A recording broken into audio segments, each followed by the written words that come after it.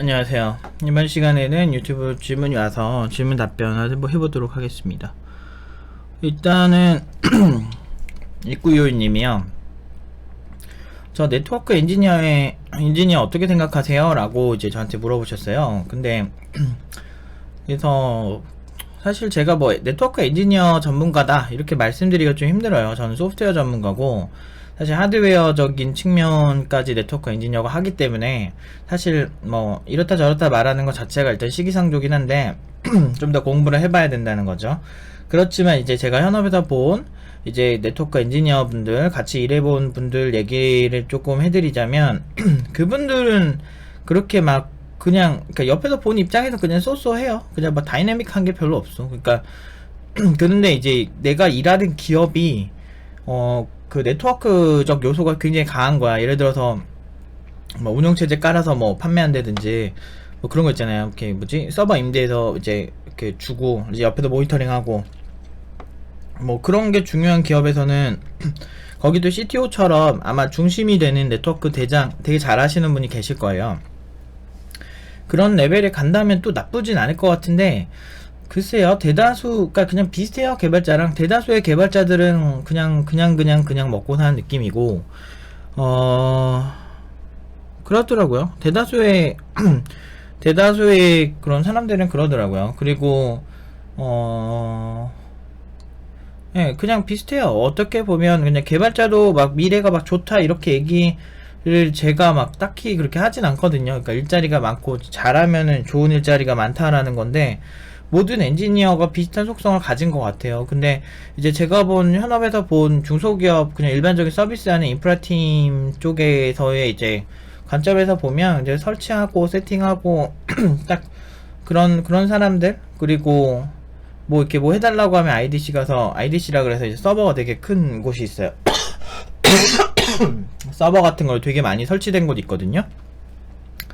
이제 거기에 보통 여러분들 그런 서버를 설치해 놓고 이제 사용을 하는데 이제 거기를 대신 가지고 그리고 인프라 구성해서 우리한테 알려주면 우리가 세팅하고 소프트웨어 설치하고 막 이런 작업을 많이 했었거든요. 저는 그 인프라 팀이랑. 근데 이제 그런 측면에서 봤을 때 옆에서 봤을 때 막 되게 재밌어 보인다 이런 느낌은 아니었고요. 그냥 모든 이제 인프라 이슈에 대해서 얘기를 한다 이건데 제가 주로 있는 곳이 이제 소프트웨어 업체다 보니까 소프트웨어 개발자가 뭐 100명이면 인프라 팀은 뭐 3명? 뭐 이런 편이에요. 보통 3명, 4명? 그리고 이제 그런 회사들은 이게 네트워크적인 요소가 많이 중요하지 않아서 그런지 몰라도 그렇게 막 되게 이렇게 되게 크게 보진 않았던 것 같아요. 그러니까 막 일단은 개발자도 적게, 그러니까 그 엔지니어도 적게 뽑았지만 뭐 이 사람들이 엄청 잘해야 돼 이런 느낌은 아니었어요. 그때 거기 있던 분들이.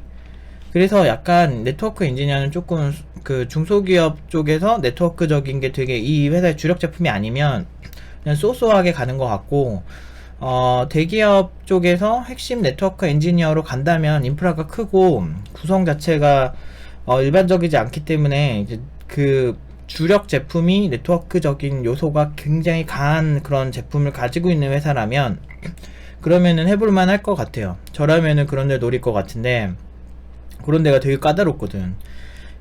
그렇기 때문에 지금 저한테 질문하시는 분들 대부분은 이렇게 왕초 보시거나 아니면은 이제 이렇게 뭐라 해야 되지? 이제 플랜을 이제 세워 나가시는 분들이잖아요. 그런 측면에서 봤을 때는 그렇게 막 처음에는 되게 많이 험난하다. 그리고 경험이 많이 쌓이면 근데 그것도 이제 근데 제일 어려운 게 뭐냐면 여러분들이 이제 제가 이제 팀노바에서 이제 코딩 교육할 때 제가 애들한테 막 학생들한테 제일 얘기를 뭐가 지금 팀노바가 사기냐고 얘기를 하냐면 일단 기본적으로 모든 사람들은 노력을 한다라고 저는 얘기를 해요. 대부분의 사람들은 노력을 하는데 그 방향이 문제다라고 얘기를 하는데 그 방향적인 측면에서 어떻게 노력하고 어떻게 공부를 해야 될지를 잘 많이 모르는 게 제일 어려운 거예요. 그건 현업 개발자들도 마찬가지거든요. 내가 이제 뭘 해야 되지? 이제 업무 끝나고 내가 뭘 더 해봐야 되지? 아니면 업무에 어떤 걸 더 넣어야 되지? 이런 게 되게 어려운 건데 제가 본 중소기업에 있는 네트워크 엔지니어 분들은 그런 현상이 되게 심한 것 같았어요. 그리고 이제 이 인프라 자체를 구성하는 게 굉장히 넓고 많다 보니까 본인들도 이제 그 중심을 잘 못 잡더라고요. 예를 들면 시스코 자격증도 등급이 있어요. 오라클 자격증처럼.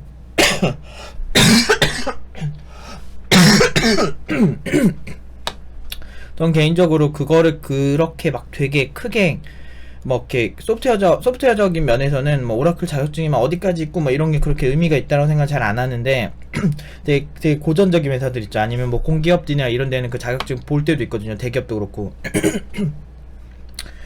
그런데 그런 거를 이제 유출을 해봤을 때 시스코 같은 경우도 이제 자격증을 더 딸까 아니면은 소프트웨어적 역량을 좀 늘려볼까 이런 거에 대해서 고민을 많이 하시는 분들을 보면서 좀 공부 범위가 너무 많아서 뭘 해야 될지 모르는 경우를 많이 봤어요. 그래서 아마 플랜을 굉장히 잘 세우셔야 되지 않을까. 그리고 결국에는 네트워크 엔지니어라는 게 단순히 하드웨어만 다룬다 그것도 아니에요. 소프트웨어적인 것도 해요. 그런 거를 다 봤을 때 굉장히 포괄적인 영역이랑, 그러니까 어떻게 보면은 개발하는 사람들은 개발에 주력을 한다면 그 뒤에 이제 인프라를 설계를 하고 그것들을 이제 전문적으로 이제 해나가는 것도 있지만 좀 서포팅도 같이 한단 말이죠. 소프트웨어 개발자들은 일반적인 그런 중소기업에서 소프트웨어 회사에서 그런 측면으로 봤을 때는 좀 본인이 방향을 되게 잘 잡고 머리 똑똑하게 쓰면서 노력하지 않는 이상은 그냥 그저 그런 엔지니어가 될 확률이 좀 있을 것 같다. 이거는 개발자도 마찬가지예요.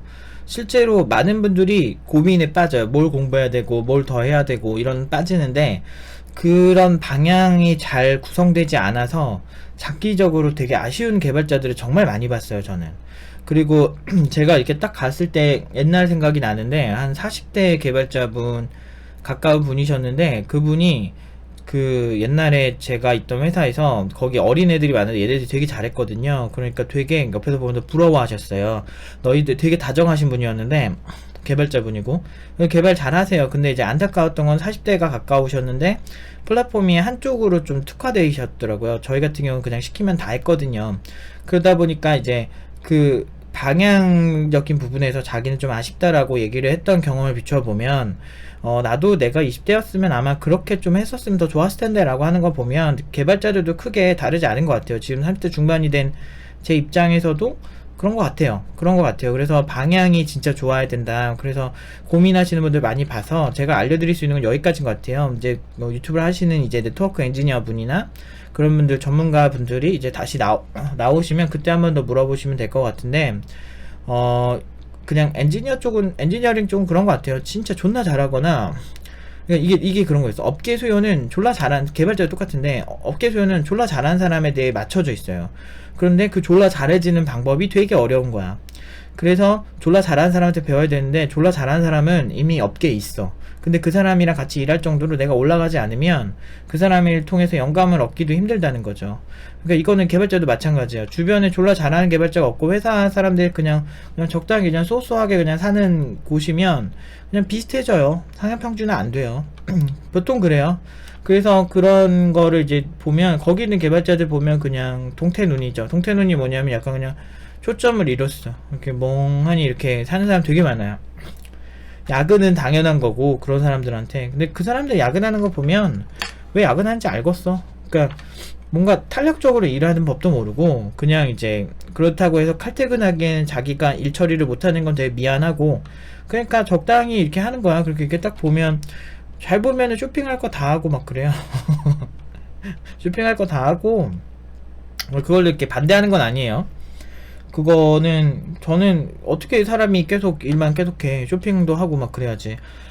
그런 건 있지만 일단은 제 생각은 그게 습관이 되면 좀 힘드니까. 근데 그분들도 대부분 보면 어떤 방향으로 어떻게 뭘 해야 될지 몰라서 그런 경향이 있어요. 그래서 어쨌든 제가 너무 이렇게 이거에 대해서 막 너무 막 적나라하게 나의 생각은 이렇다라고 말하면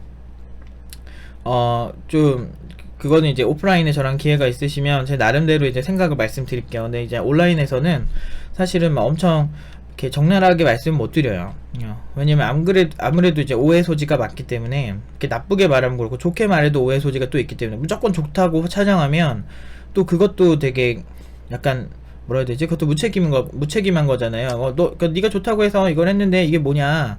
이렇게 될 수 있기 때문에 제 생각에는 그 조금 좀 위험한 얘기가 될 수 있겠다. 근데 그냥 핵심은 그런 것 같아요. 되게 자기가 잘하면 이 분야도 엄청 깊이가 있어요.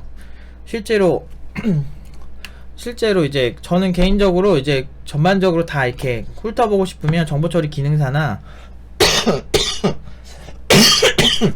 정보처리 기사에 나오는 과목들 잘 보시라고 말씀드리고 싶어요. 거기에 대략적으로 다 나오거든요. 그러니까 이제 그 IT에서 할 수 있을 만한 게 지금 4개의 챕터로 다 나와요. 거기 이제 네트워크 엔지니어적인 속성도 같이 공부를 하고, 뭐, 그 소프트웨어적인 것도 공부를 하고, 데이터베이스도 공부하고, 뭐, 이런 식으로 이제 좀 포괄적으로 있어서 생각보다 정보처리 기능사나 정보처리 기사, 산업기사 공부용으로는 괜찮아요. 컴퓨터, 많은 분들이 저한테 물어보시는데, 컴퓨터 이론 같은 거 어떻게 공부하냐, 이렇게 하면, 제가 많이 추천하는 건 정보처리 기능사예요. 왜냐면 저도 학교에서 전공서적을 많이 봤거든요. 근데 전공서적이 약간 빠았어요, 제가 봤을 때. 그니까 다 비슷하게 다루는데 오히려 기능사나 이런 게 더 쉽게 써 있어요. 그래서 쉬운 책을 봐야 돼요. 고등학생, 제가 이제 정보처리 산업기 고등학교를 나오다 보니까 고등학교 때부터 컴퓨터 일반을 배웠단 말이죠. 그리고 저는 중학생 때부터도 그냥 이쪽에 관심이 있어서 많이 배웠어요. 제일 괜찮았던 게 저는 정보처리 기능사였어요. 그러니까 컴퓨터 일반도 나쁘진 않아요. 그냥 쉬운 고등학생들이 볼 수 있는 그 정도 책, 그냥 개론서 막 이런 거 보는 거 나쁘지 않은데, 그냥 딱히 뭐 이렇게 책 추천해달라 그러면 저는 정보처리 기능사에 있는 그 내용을 시험 말고 그냥 공부용으로 쭉 훑어보는 그런 걸 많이 추천드립니다. 거기에 나오거든요. 그래서 지금 만약에 다 보시지 않았다면 그걸 한번 훑어보시면서 나와 맞는지 아닌지 좀 보셔야 되고, 그 다음에 네트워크, 얘네들은 약간 기능사나 이런 거는 약간 그 기본서 같은 그런 속성이 강해서 이제 현업에서는 거기보다 많이 나아간 그런 걸 해요. 그래서 뭐 시스코나 막 이쪽 같은 경우도 좀 파보시면 좋을 것 같고, 그것도 그건데 약간 소프트웨어적인 게 뭐냐면 막 스위치 허브를 두고 이제 분산 서버를 구성을 하라라고 해서 그쪽에서 주문을 하면 내가 그런 것도 할 줄 알아야 돼. 그러면 우리 이렇게 할 건데 이렇게 좀 구성해 주세요. 그러면은 사실 장비도 공부해야 되고 뭐 이런 거 보면, 근데 그 기업이 또 네트워크적으로 트래픽이 맞고 그러면 되게 괜찮은데 어떻게 보면. 그래서 이거는 사실 제가 어떻게 막 얘기하기가 정말 힘들어요. 그래서 아예 이건 대놓고 아예 주제를 두고, 그러니까 직접 만났을 때 제가 좀 적나라하게 제 생각을 말씀을 드릴게요. 아무튼 기회가 된다면 꼭 만나서 이 얘기를 해보도록 하겠습니다. 여기까지 할게요.